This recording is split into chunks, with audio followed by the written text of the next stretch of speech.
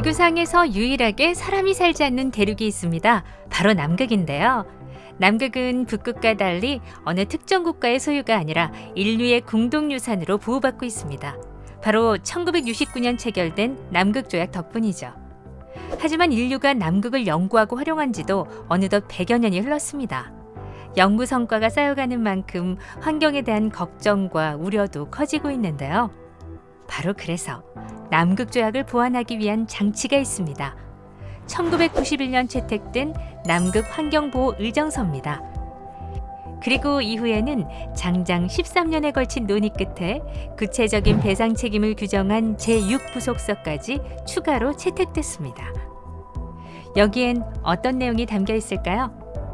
남극에서 일어날 수 있는 각종 환경사고를 예방하기 위한 안전 규정은 물론이고 기름오염이나 충돌처럼 혹시라도 모를 사고에 대비해 철저한 비상계획과 대응조치, 그에 따른 배상 책임을 다루고 있습니다.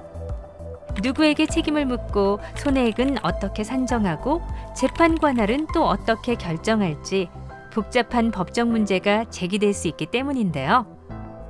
하지만 이렇게 채택된 제6부속서는 정작 18년째 미발효 상태로 남아 있습니다. 이렇다 할 효력을 발휘하지 못하고 있죠. 가뜩이나 최근 남극을 둘러싼 관광 사업이나 기후변화 등 다양한 분쟁 가능성이 커진 상황에서 남극조약 협의 당사국들의 승인이 필요한 이유입니다. 물론 극지 연구를 선도하고 있는 대한민국도 가만히 있을 수 없겠죠. 그렇다면 우리는 이제 어떤 준비를 어떻게 해야 할까요? KMI는 남극 환경보호의정서 제6부속서의 국내 이행을 위한 법제도 정비 방안을 연구했습니다. 남극조약 체계에 대해 살펴보고 세계 각국의 다양한 사례 분석을 통해 국내 제도 방안 마련 정책을 제시하고 있는데요. 입법을 위한 다양한 쟁점 사항과 주요 승인국들의 입법 사례와 비승인국들의 원인 분석, 배상 책임에 따른 보험 정책 등도 검토했습니다.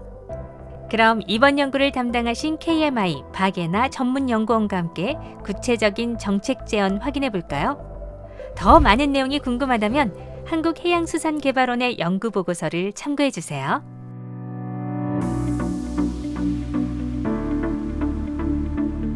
네, 본 연구를 통해 분석한 결과는 남극 환경보호의정서 제6부속서를 승인하는 데 있어 우리나라는 비용 부담의 문제도 있지만 상대적으로 남극 문제에 대해서 관심의 우선순위가 낮은 국가이기도 합니다. 앞으로 일어날 관광 수요 등을 고려해서 남극 활동에서 일어나는 환경적 손해에 대한 심각성에 우선순위를 두어서 긴급성에 대한 입법부의 설득이 필요합니다. 또한 제6부속서에서 규정하고 있는 재정보증제도의 이행을 위해 국가 운영자에 대한 자기보험 금액 확보 방안이 필요하고 국가 운영자 아닌 운영자가 이용할 수 있는 보험 정책이 필요합니다.